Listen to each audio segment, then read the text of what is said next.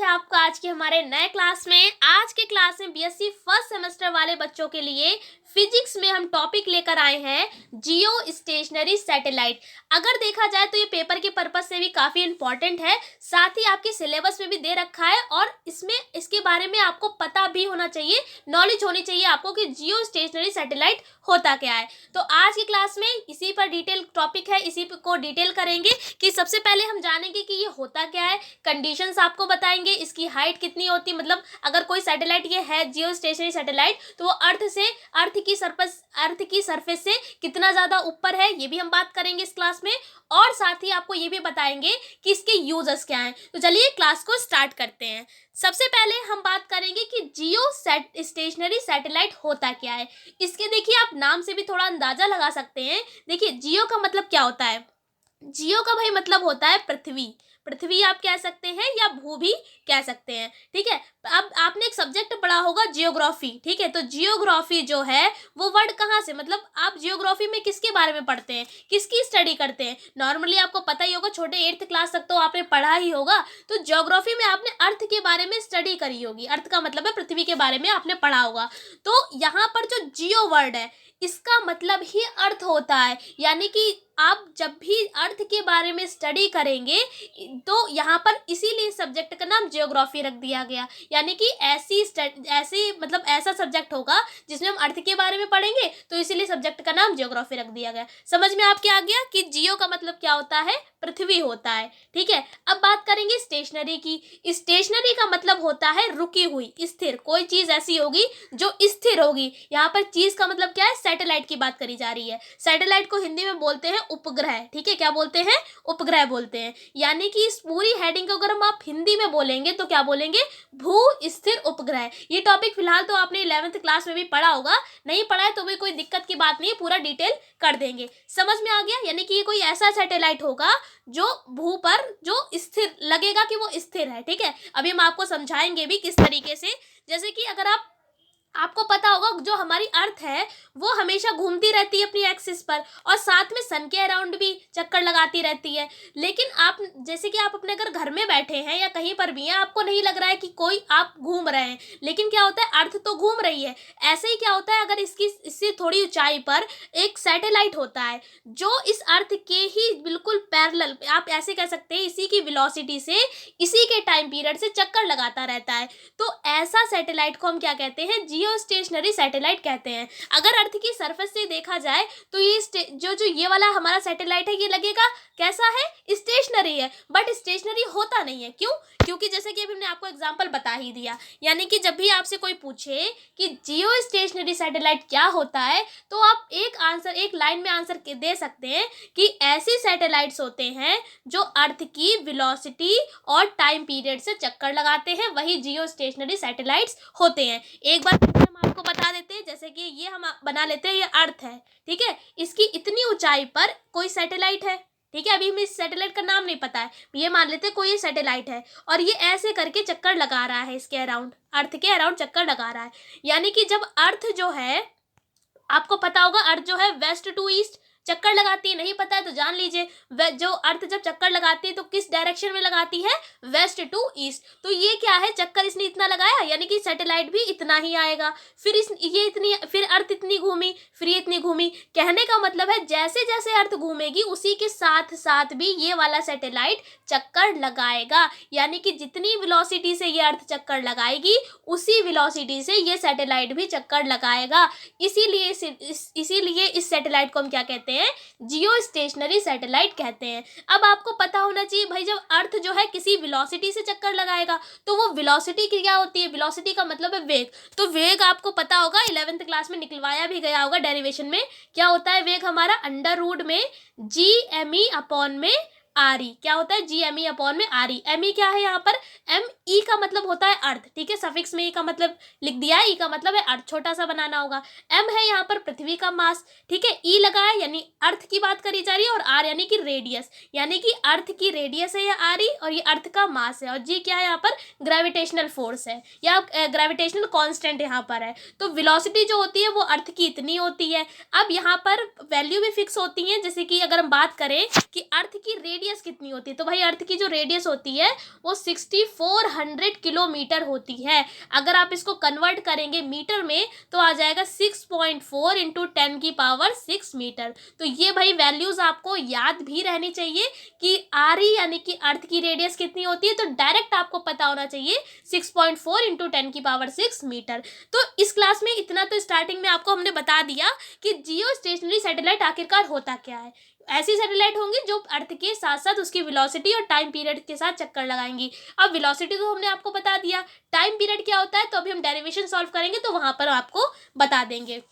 अब क्या कंडीशन होंगी, तो सबसे पहली कंडीशन जो है कि the time period should be 24 hours, यानी कहने का मतलब है अभी हमने आपको बताया कि अर्थ की जितनी वेलोसिटी होगी भाई उसी वेलोसिटी से ये सैटेलाइट भी चक्कर लगाएगा, यानी कि जो v का मान होगा वो बिल्कुल इसके बराबर होगा। दूसरी बात हमने आपको बताई कि टाइम पीरियड, तो टाइम पीरियड आपको पता होगा जो अर्थ है वो अपनी एक्सिस पे एक चक्कर जो है वो कितने टाइम में लगाती है, तो 24 घंटे में ही तो उसका एक चक्कर पूरा होता है। अर्थ अपनी एक्सिस पे जब घूमती है तो उसका पूरा एक चक्कर कब पूरा होता है, 24 घंटे में, इसीलिए एक दिन 24 घंटे का होता है ना। तो यहाँ पर वही बात करी गई है कि अगर अर्थ का टाइम पीरियड 24 घंटे है तो इस सैटेलाइट का टाइम पीरियड भी 24 घंटे होना चाहिए। तो पहली कंडीशन तो ये हो गई। दूसरी कंडीशन क्या है पढ़ते हैं। दूसरी कंडीशन ये है कि its orbit should be in the equatorial plane of the earth. अब ये देखिए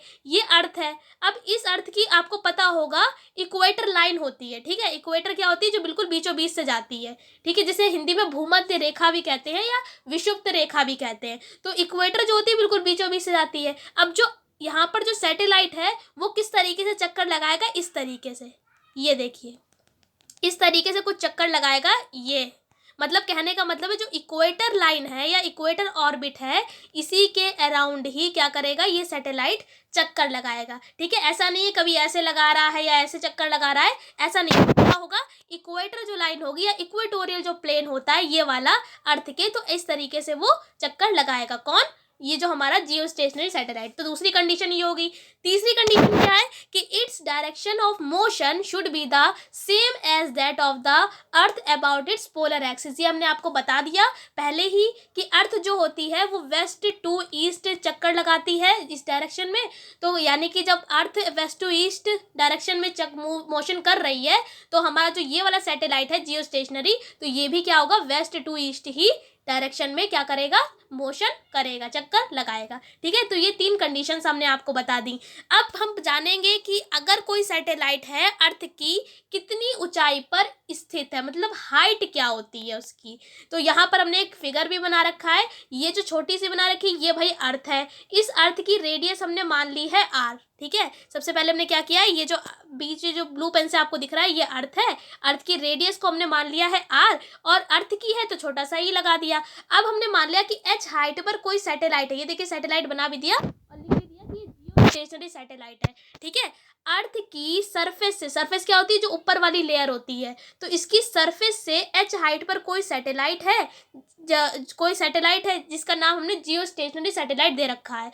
अब यहाँ पर क्या किया गया, इसकी हाइट को हमने एच मान लिया, लेकिन अगर हम टोटल हाइट की बात करें कि अर्थ की रेडियस से लेकर इस सैटेलाइट तक की, उसको हमने स्मॉल आर मान लिया, क्योंकि कैपिटल आर ये चल रहा था तो हमने इसको स्मॉल आर मान लिया, ठीक है। अब ये जो हाइट है, कितनी हाइट पर ये सैटेलाइट है उस हाइट को हम मेजर करेंगे, उस हाइट को हम डिटरमाइन करेंगे। तो हमने लिख दिया कि height of Jio stationery satellite above earth surface, यानी अर्थ की सरफेस से कितना ऊपर कितने ऊपर हाइट पर जियो स्टेशनरी सैटेलाइट होता है। तो ये आपको याद भी होना चाहिए कि इसकी जो हाइट होती है अप्रॉक्स, मतलब जो अप्रॉक्स बात करें तो 36,000 किलोमीटर होती है। तो यही हम निकालेंगे, लगभग बात कर रहे हैं, एक्यूरेटली आपने कहीं अगर गूगल भी करेंगे तो हो सकता है 3.8 करके 10 की पावर करके कुछ आपका आंसर आए, ठीक है। लेकिन अप्रॉक्स बात करिए तो आप 36,000 भी लिख सकते हैं, काफ़ी बुक्स में 36,000 किलोमीटर भी लिखा हुआ है।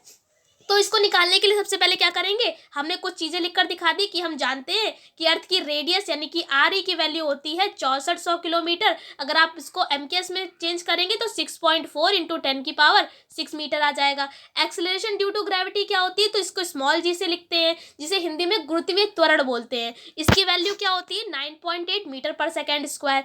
टाइम पीरियड यानी कि टी, आप अभी बताया 24 घंटे होता है। अर्थ अपनी एक्सिस पर कितने घंटे में रोटेट, एक जो चक्कर होती है कितने घंटे में लगाती है, 24 घंटे में। तो जब आप इसको सेकंड में निकालेंगे तो कितना आ जाएगा, 86,400 सेकंड यहाँ पर आ जाएगा।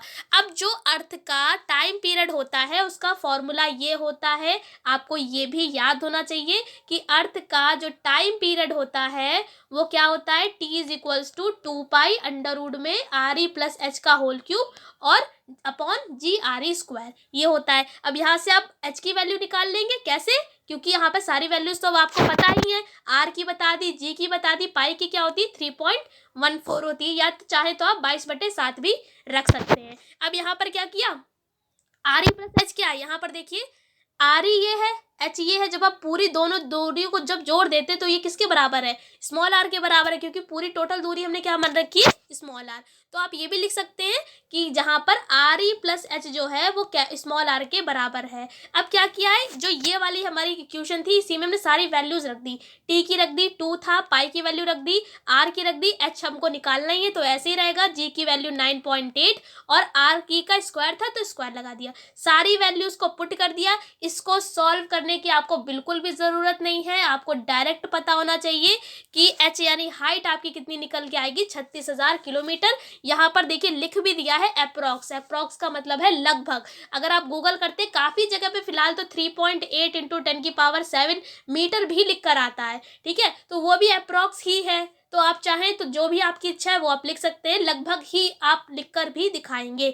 ये तो निकल आई था किलोमीटर में, अगर आपको मीटर में दिखाना है तो आप 3.6 इंटू 10⁻7 मीटर भी लिख सकते हैं, ठीक है। तो ये तो हमने आपको हाइट बता दी। तो आशा करते हैं इस वीडियो को आपको समझ में आ गया होगा देखने के बाद। इसके बाद आपको कोई क्लास देखनी नहीं पड़ेगी जियो स्टेशनरी सैटेलाइट से रिलेटेड। क्या था, सबसे पहले हमने आपको बता दिया कि ये होता क्या है, उसके बाद क्या कंडीशंस होती हैं और इसकी हाइट कैसे आप निकालेंगे, कैसे डिटरमाइन करेंगे, ये भी बता दिया। अब यूजेस की बात करें, इसका उपयोग क्या होता है, तो भाई कम्युनिकेशन में और मेट्रोलॉजी में।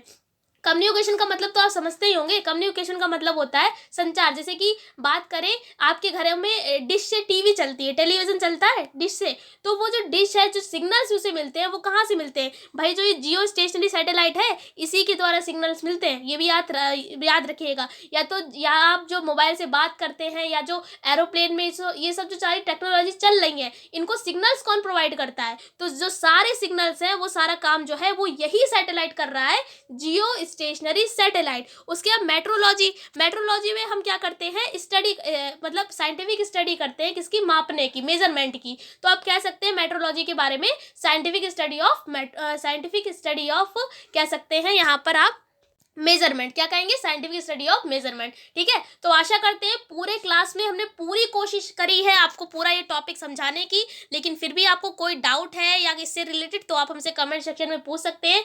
जिस बच्चे ने ये टॉपिक हमसे पूछा था आशा करते हैं उसको भी हम समझा पाए होंगे। कोई डाउट है फिर भी आप पूछ सकते हैं। इसकी PDF आपको टेलीग्राम पर मिल जाएगी, तो टेलीग्राम पर ज्वाइन कर लीजिए। जिसने नहीं किया है, डेप्थ स्टडी नाम से चैनल बना हुआ है, ज्वाइन कर लीजिएगा। इसकी PDF वहीं पर शेयर कर दी जाएगी। तो आशा करते हैं आपको पूरी बात अच्छे से समझा पाए होंगे। इस क्लास में इतनी, अगले क्लास में मिलेंगे अगले नए टॉपिक के संग। तब तक के लिए जय हिंद, जय भारत।